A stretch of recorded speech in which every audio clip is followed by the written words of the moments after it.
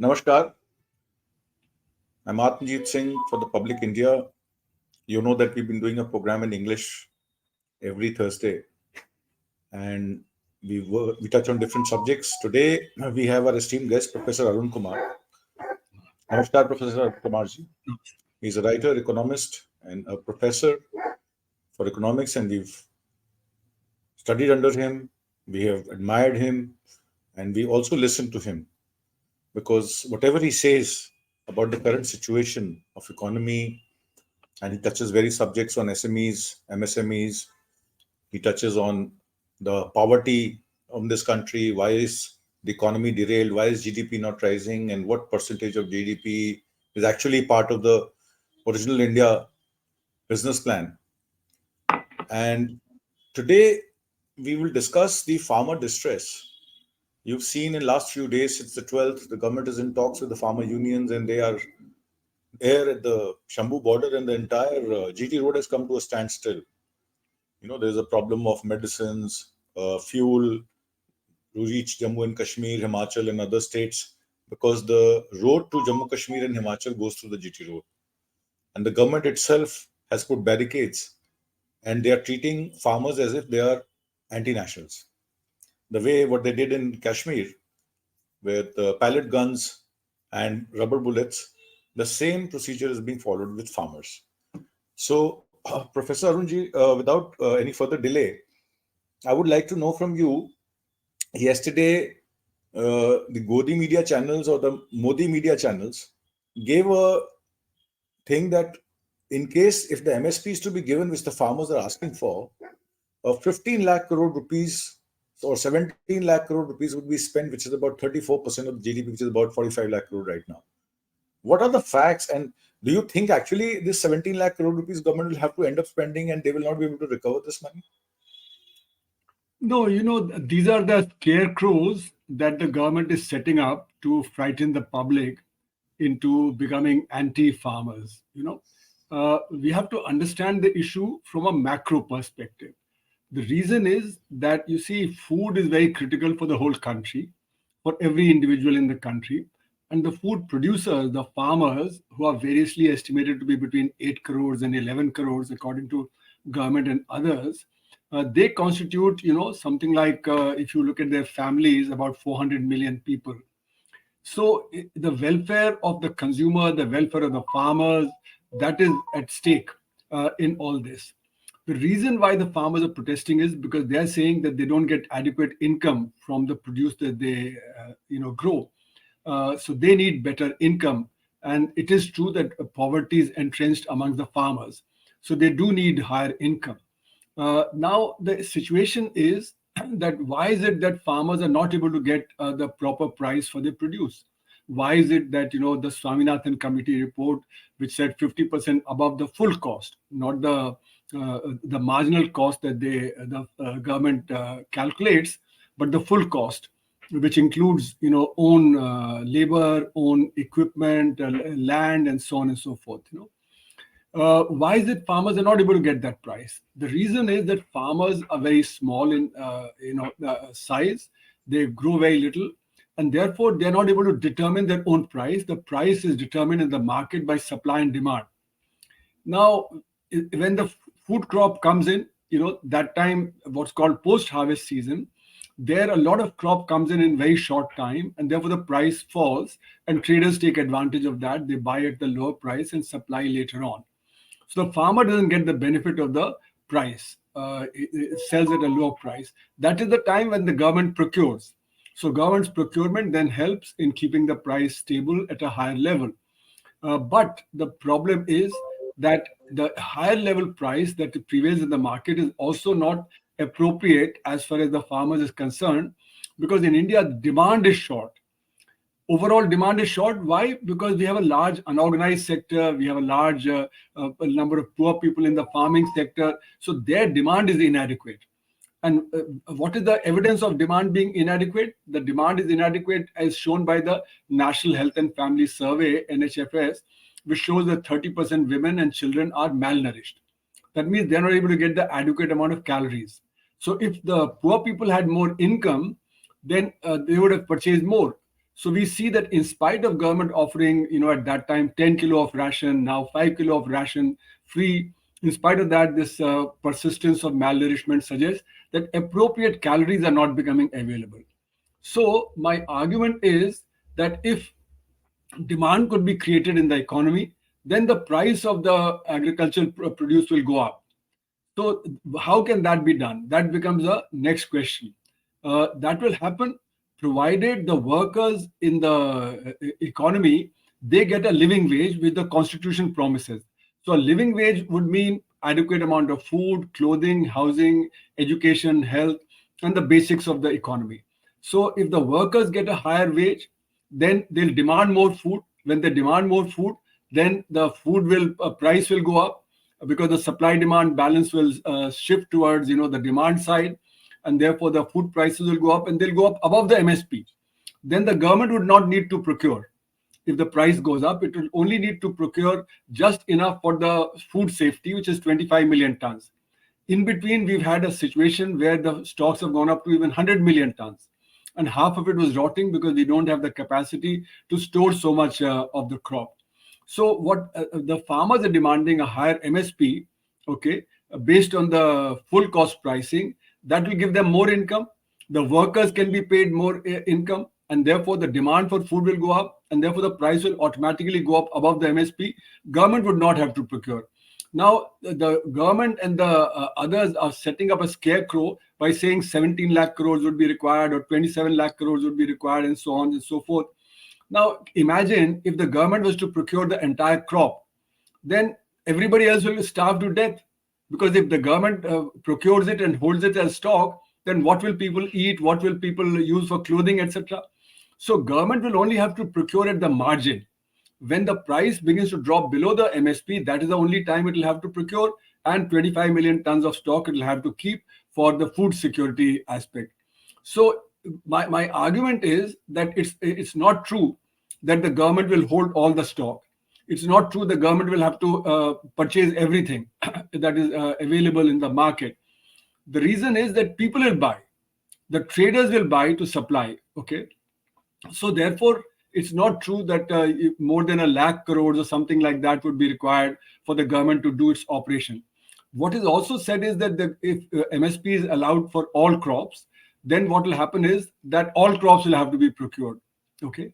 Now, the point is that all crops will have to be procured, but if the stock, which is excess stock for paddy and for wheat, if that is not stocked, then enough storage capacity will be there even for the other crops. Now, what is the benefit? This is as far as the government is concerned, they feel that a huge amount of money would be required for, the giving MSP to all crops. What is the other side of the picture? What is it? Why is it that MSP for all crops will be desirable? The reason why MSP for all crops would be desirable is that currently MSP is announced for 23 crops, but implemented only in the case of 2 crops. And here also, the middle and the small farmers and the marginal farmers, they don't get it because they're in the grip of the traders. Okay. Now, when you announce MSP for only 23 crops and implement only in 2 crops, then the profitability is biased in favor of these 2 crops. Profitability is also biased in favor of sugarcane, where you have a price that is announced, the purchase price. Okay, so these 3 crops have enough profitability. That's why you're growing a lot of those crops, because the profitability is higher than of other crops, and therefore you have excess stock of wheat, excess stock of paddy, and excess production of sugar from time to time.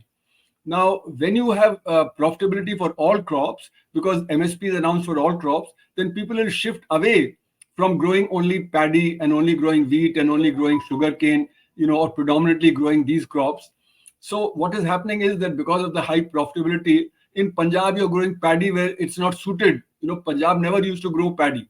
So people will grow more of oil seed, people will grow more of the lentils. Similarly, in Maharashtra, people grow in the scarce areas, they grow sugarcane rather than millets and other things, right? So environmentally, that is damaging. So if you have MSP for all crops, then the cropping pattern will shift in favor of what are the agroclimatic zones and what is best suited for that zone. And therefore, the cropping pattern will shift. You will not have the excess stocks of the paddy and of wheat, and therefore the FCI, which is given about 2 lakh crores of subsidy, that would not be required. Now, when that subsidy comes down, that subsidy can be used for other purposes rather than for stocking food grains. And also, at the moment, we are short of lentils and of oil seeds, etc. So we import them. But as the price of lentils and price of the MSP is given for lentils and for the oil Oil, seeds, oil. then yeah, Yeah. then you will find that their production will go up, so the imports will come down. So in other words, giving MSP for all crops will reduce the stock holding, will reduce the subsidy, will reduce the import bill on oil seeds and on this lentils. So in other words, it's a win-win situation. And when the farmers' incomes go up, then the demand for other things will go up. So in fact, even the industry will benefit, because then farmers have larger incomes, they'll purchase more. So in other words, this will give a boost to the economy also. So therefore, in a sense, this MSP for all crops will be a win-win for industry, for agriculture, for workers, etc. And here I must say that if we give the workers a living wage, then that living wage will be factored into the MSP, because the MSP will be calculated on the full cost. So the higher wage of the workers would also be factored in. So the farmers have nothing to lose. So in fact, the workers are the biggest allies of the farmers, and the farmers must carry the workers along with them. And that's why I'm happy to see that they've included in their 10 demands the Rural Employment Guarantee Scheme and pension and things like that, which will then benefit the workers as well. So what the farmers are demanding is a more rational scheme. But yes, what is true is that it may take 1 or 2 or 3 years to implement the whole scheme. But that's only a temporary thing. And in between, the subsidy element may be higher, but at the end of it, it will be a more rational policy, which will be a more long-term policy.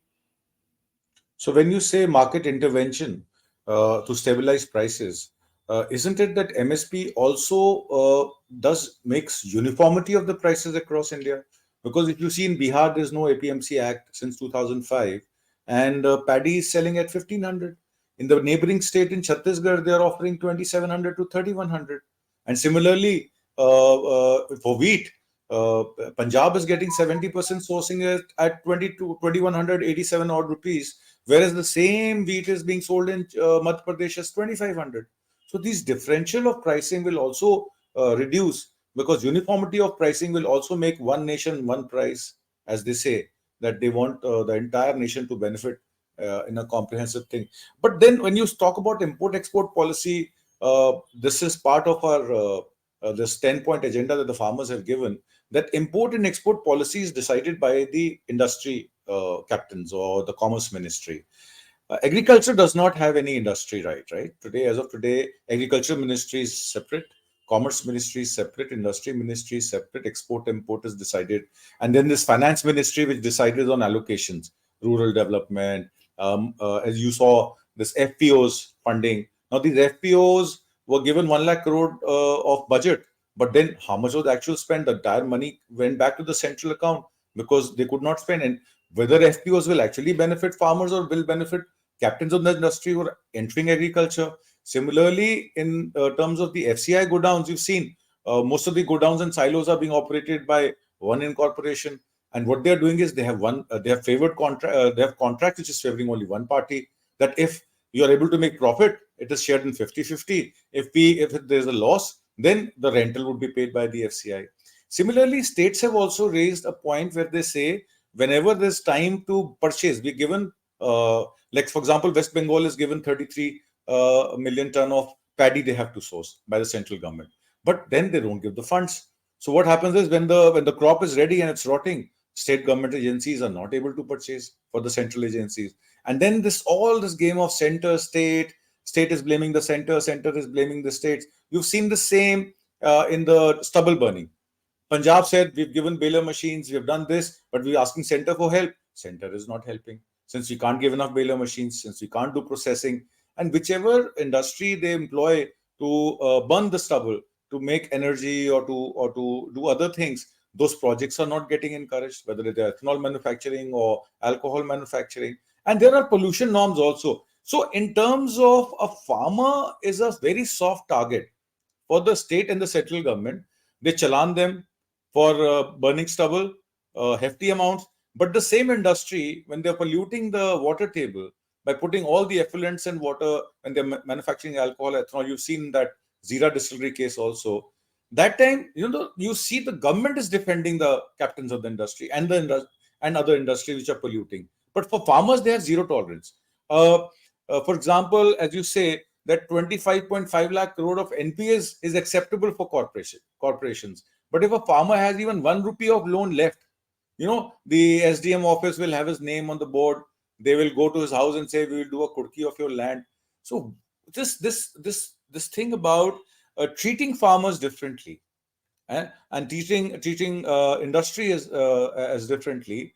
Why is it so? And is it actually helping government to incentivize corporations because they're thinking they can generate more employment, or they can increase GDP in a better way? See, there is this world order which says that disguised employment in agriculture is so much, you have to displace them into industry, and you have to send the labor into other organized manufacturing. How far does it hold true? Because I've seen you mention that these are things which you need to do in order to maintain the balance. But the government, why is it government not talking about these welfare schemes or social welfare of farmers or poor people, or putting more hands so that demand side there's more demand raised? Because clearly we've seen, uh, whether you take any rural marketing company or selling products, they are selling products, but then their production capacity is 75% or 76%. They're not working on full capacity. That means there's rural distress. We have never seen the rural distress in India in last 35, 40 years since the economy was opened up in 1991. Why is it so? Why is the government so hell bent? Who's this invisible hand that is forcing the government to have these anti-people policy or anti-farmer policy? I want to know. So, you have raised many questions, all rolled into one. Let me begin. When you say that the states will have different prices, of course, state can offer, minimum support price will be declared at the national level, and then depending on local conditions, there may be variations in the MSP that are offered in different states. That's always possible. Like, for instance, in the case of sugarcane, different states may offer a slightly higher price because they will give above what the price is declared. So that's always possible, and the conditions will be different. But over a period of time, that will stabilize because the socio-climatic, agri-climatic zones, they will have their own priorities. They'll have their own efficiencies, which will then determine what they will grow. So they'll grow more of one or grow more of the other, and so on. So that'll happen. Second is, politically, it is said that if the Congress is going to support this MSP, why doesn't it implement it in its own states where it's ruling, like say in Karnataka or in other states where it's ruling? But you see, MSP has to be declared at the national level. I mean, this once it is declared the national level, then you can do something about it in the states. It cannot be declared only in one state because it's not something that only one state can deal with. So therefore, even the Congress governments or the opposition governments cannot just start implementing it in their own states on the basis of their own declaration, because the funds would have to be obtained from various sources, and that funds are largely with the center. So the center would play politics with that, like happened in the case of Karnataka, where the center was not willing to give the funds for various things. West Bengal is also complaining that they're not getting the funds. So center can play politics and make the scheme fail in that particular state, and then it'll get a bad name. So I think MSP has to be there first in the entire country. It has to be declared by the center. Then only is it possible that it can be implemented in the various states, and then the benefit can go to the farmers in the different states. So that's very important to keep in mind. The next thing you raise is, why are government policies anti-farmers? Why is it that the government doesn't implement the MSP scheme?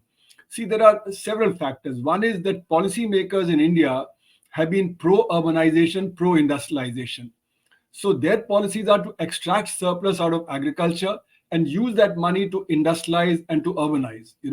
That's why investment in the rural areas is very small. You can see the gap between a rural area and an urban area in terms of roads, in terms of telecom, in terms of schools, in terms of dispensaries and health facilities, in terms of drinking water and various other such things. We saw that during the pandemic. that the metro centers had better health facilities, but in the rural and semi-rural areas, there were hardly any health facilities. So this differential is what is the problem.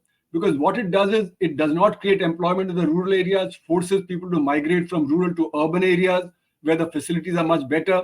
But urbanization is very expensive. To open a school in Delhi may require 15 to 20 crores, but in that much you can open 20 schools in rural areas. So urbanization requires broad roads and metros and airports and so on, whereas in the rural areas you need to have very simple roads, etc., to get communication going. So it's much less expensive. So our policies have been driven by urbanization and industrialization against rural areas and against agriculture. So surpluses from agriculture are drained out through keeping the prices low. Now, why do you keep agriculture prices low? You keep agriculture prices low so that labor can be provided cheap to industry. Industry wants cheap labor so that it can generate a higher profit. Also, the well-off in the ruling party and the not the ruling party but the ruling dispensation, they want cheap labor so that the middle class and the upper middle classes can have a higher living standard. We can have servants and drivers and such like, because the wages are so low compared to the salaries of the organized sector and the middle classes and so on. So the government is in favor of keeping the wages low, and that's why they want food prices to be low. When you keep food prices low, then it's like a tax on agriculturists.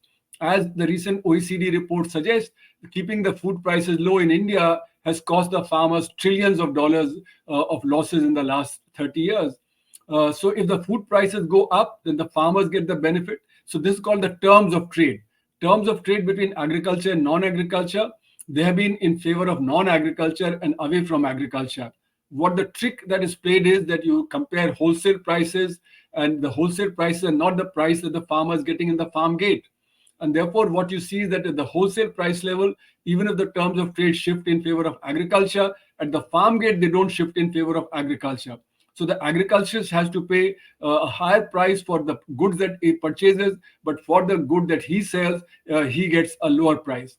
So in other words, there is a tendency of the ruling elite in the country to favor industrialization and urbanization against agriculture and rural.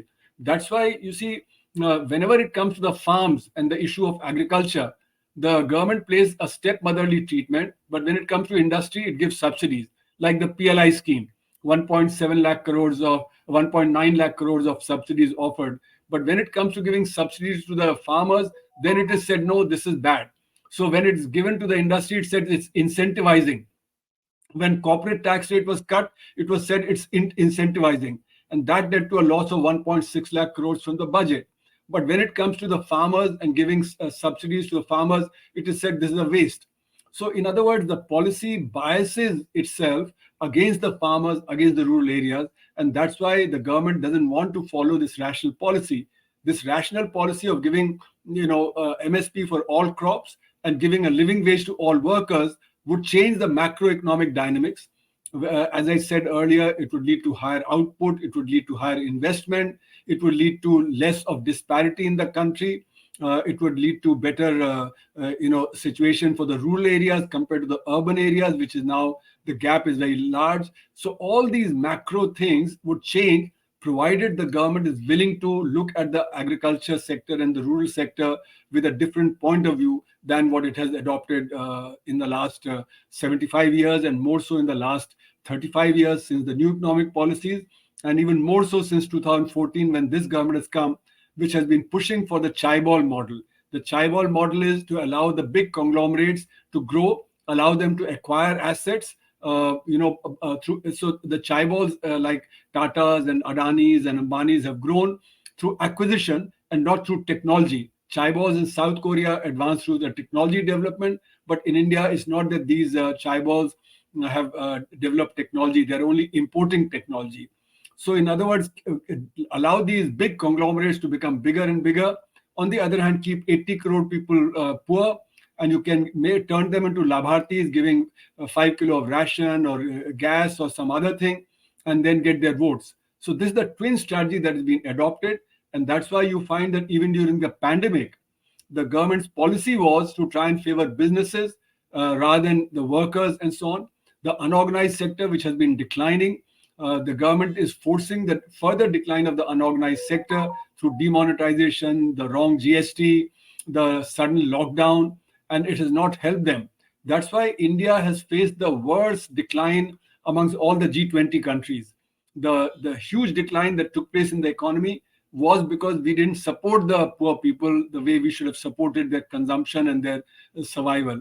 And that's why no other country did you see mass migration, millions and millions of people marching down in the heat, from cities to the rural areas. That shows the distress of the unorganized sector where 94% work. And the e-Shram portal data that the government has set up, that shows that 30 crore have registered in the unorganized sector in the e-Shram portal, and 94% say they are earning less than 10,000 rupees per month, which means they are at the poverty line or below the poverty line. So even though the government keeps claiming that the poverty has come down, but actually the poverty still is very large. I would say roughly 90% people are poor, if not extremely poor. The poverty line only says how many are extremely poor. But even if you earn 10 or 20 or 50 rupees above the extreme poverty line, you don't become non-poor. You still remain poor. So poverty is very large, and that is one of the problems that the farmers are facing, that the demand for food is less than what it should be. For instance, in China or in the USA, the per capita consumption of food is about 3,000 kilocalories. In India, it's about 2,000 kilocalories. So they are much more prosperous, and yet they consume more calories because they have better quality food in terms of nutrition and your proteins and so on.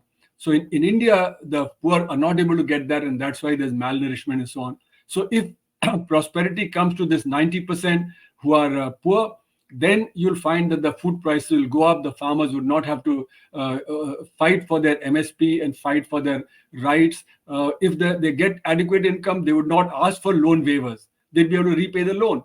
Because their incomes are low, therefore they're not able to pay, and therefore they're demanding loan waivers. Also, the question of pension that they've raised is an important question, because old age pension is a security, a social security aspect. So everybody in the country should be able to get a social security of some kind for their old age. Farmers also deserve it. But it's a fact that if the farmers' incomes rises, then they may not even ask for a pension, because then they'd be able to support themselves. But if they're not able to support themselves, if they're poor, then they need some support during their old age. So therefore, the crucial thing is the MSP. Other demands are less crucial than this particular demand of MSP for all crops. There's another demand that the farmers have raised about the Land Acquisition Act 2013, which says that unless 80% of the cluster farmers are ready to sell or ready to lease, the land should not be taken away. And this was a case in Mandsaur, also in Madhya Pradesh, and where UPA government had retracted on this Land Acquisition Act in the state, and because of which a lot of captains of the industry went to the then Chief Minister, Mr. Narendra Modi. And if you remember, there was this nano project which went in from West Bengal to Gujarat because the land was given for free. And that's the reason why, through electoral bonds, so much of money came into the party, and they've been winning continuous elections since 2014. And now the electoral bond scheme has been termed as unconstitutional. How valid is this is a different question. My part is that when you talk about, it's a related question, is that multi-dimensional poverty index. This is 12 marks that they've taken on MPI, and they say we put 23 crore people from on the MPI level above poverty. They pat themselves on the back, saying that because they're giving rations to 85 crore people, because of they're trying to find people with self jobs through Mudra loans, because of their maximum purchase on agri crops, whether they are on MSP through Swaminathan Commission wrote or A2 plus 50%. But they say our figures for purchase is much better than what it was the previous government. Our poverty programs like PM Kisan Samman Nidhi, 6,000 rupees, PM Awas Yojna, 4 crore houses, Jal Shakti Yojna, where majority of the people are rural areas who are going to benefit from tap water, or Swachh Bharat, or Janman scheme for the SC, ST. However, it is different how they're acquiring land and displacing them because they want those essential minerals and coal through the depositories. My question is that government is patting itself on the back. They talk about MPI bringing 23 crore people above poverty. What do you think are the actual facts, and what is that government trying to conceal than reveal? Because these figures are concealing more than they are revealing. What are the actual facts? I want to know from you. So, this idea that we have raised 24.5 crore above the multidimensional poverty line in the last, from 2015-16 to 2022-23. Okay, they had given the data for 2019 to 21, but now they've extended it to 2022-23 also. That time they had said that they've raised roughly 12.5 crores, but now they're saying 24.5 crores. Okay, they've raised. Now, this is quite spurious. You see, the reason is that, you cannot compare 2015-16 to 2019-21. 2019-21 consists of a normal year, 2019-20, and 2020-21, which was an abnormal year. Everybody knows that there were many more deaths, children could not go to schools, the incomes fell very sharply, and therefore the poverty could not have declined. There's just no way, because the multidimensional poverty line has three main components: education, health, and the welfare. And uh, on all these three fronts, what you find is that the situation in 2020-21 was dire. So there's just no way. And then projecting from 2020-21 to the next year, 22-23, also makes no sense, because the situation had not retrieved. The It was a demand for K-shaped rural recovery. employment. They called it the Yeah, K-shaped recovery because the K-shaped recovery, all the data was like upside yeah, down. but the point is that, I mean, in 2022-23, the rural employment guarantee scheme, the demand was very high, the problem of the unorganized sector was very acute, and so on. So there could not have been a recovery. So government is only playing around with data. Whenever the data comes which is adverse to the government, it doesn't accept it, as happened in the GDP data. When the GDP data showed that during the UPA time the rate of growth was higher, it rejected the government his own committee's report. Then it asked Niti Aayog to make the data, whereas Niti Aayog has never done that task. Niti Aayog is not supposed to do that task of figuring out what is the past GDP series. And when that showed that the NDA period rate of growth was higher than the UPA, then that was accepted. Similarly, they rejected the employment data, which showed that unemployment had reached a high of 45 years. They rejected the consumption survey, and so on. So in other words, they haven't done the census, and without the census, the other data where you have to draw samples, that goes wrong. So in other words, the data is being manipulated. What is clear is that, as you rightly said, there's a K-shaped growth, where the organized sector is doing very well because the unorganized sector is declining. The unorganized sector was hit by the demonetization, then the structurally incorrect GST, then the NBFC crisis, and then the pandemic. So four big shocks. So according to my estimate, the unorganized sector has been declining at between 5 and 10%. So the government says that the rate of growth of the economy is 7%, but that is the rate of growth at best of the organized sector. The unorganized sector is declining, and that's why my argument is that instead of 7%, the rate of growth currently is not more than 1 or 1.5%. So, in other words, the distress of the unorganized sector is not captured in the data. And that is why when people say that there is a lot of disguised unemployment in agriculture and people must leave agriculture and go to non-agriculture, but the non-agriculture itself is suffering because the unorganized sector, which is the biggest employer, that is declining. So there are no places to go to for employment. So people are stuck in agriculture. People are grossly unemployed in non-agriculture. And in fact, the labor force participation rate in India is around 45%, different for CMI and different for the government data, but it's around 45%. Now, what it means is, of the people who can be working between the age group of 15 to 64, only 45% are really working. Okay. Others may also be working, but they're not getting a wage. So in other countries like Brazil, China, USA, where the labor force participation rate is between 65 and 70%, we have 45%. That means we have at least 20% less. What it means is that these people are not able to find work in the market, and therefore they're withdrawn. So when they're withdrawn, it means that the family income comes down. So we have estimated that in India in 2022, 320 million Indians had some kind of proper work, but 280 million did not have work or were not even looking for work. So 320 million have to support 1.4 billion, which means each working individual has to support 4.4. Now that means the family poverty becomes high. But if these 280 million who don't have proper work also had work, then 600 million would have to support 1.4 billion. So each one would have to support 2.4 people. And therefore the family prosperity would go up. So employment generation is crucial. And that requires boosting the unorganized sector and boosting agriculture. If you give a boost to agriculture, give a boost to the unorganized sector, then incomes would begin to rise and employment would rise, then investment would rise, that will further spur growth of the economy. So therefore, that's a bottom-up approach. Unfortunately, in India, we've been following a top-down approach, and the top-down approach, you marginalize agriculture, you marginalize the unorganized sector, you marginalize the workers, you want the workers to get low income so that the businesses can have higher profit and so on. That's why you see the stock market rising. In spite of the pandemic, the stock market doubled, from the low that it had come to. It has now reached record high. Why? Because the corporate sector profits are good. The medium sector is doing well, but the small scale and the marginalized segments, the micro sector, they are not doing well. The farmers are not doing well. So this is where the disparities are rising. That's why at a low per capita income, we have the third largest number of billionaires in the country. We have more billionaires than Japan and Germany, whose per capita income is 20, 30 times more than our income.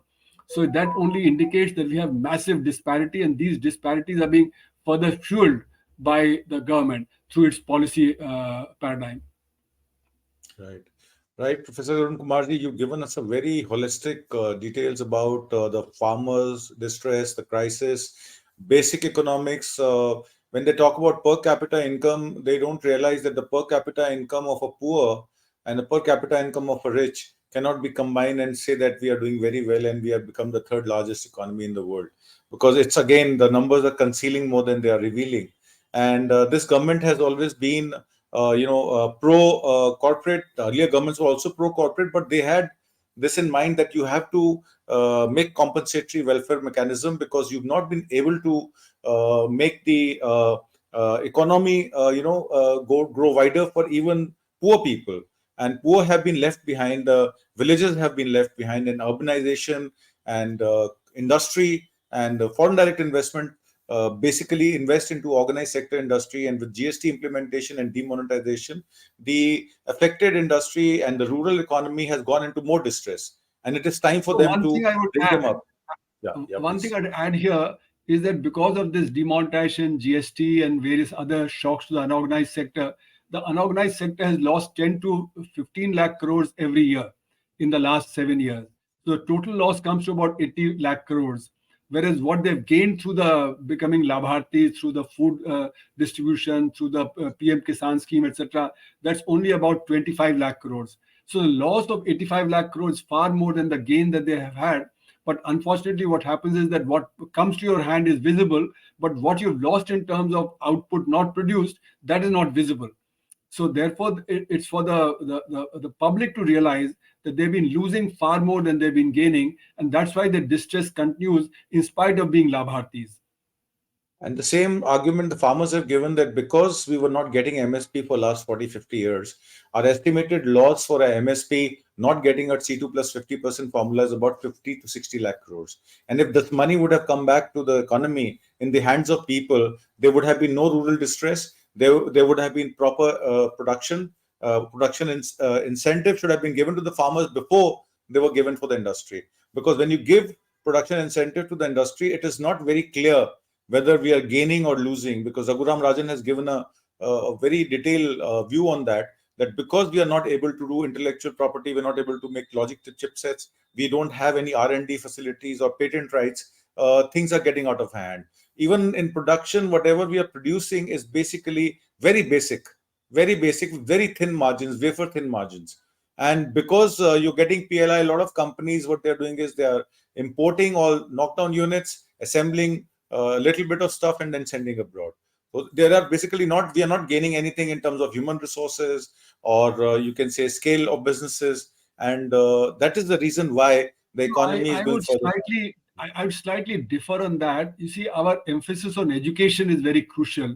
We have not emphasized education enough, and we are not emphasizing R&D. our R&D expenditure is 0.7% of GDP, whereas China spends about 3%, US spends about 3%, South Korea, Israel spend 4%, 5%, of GDP.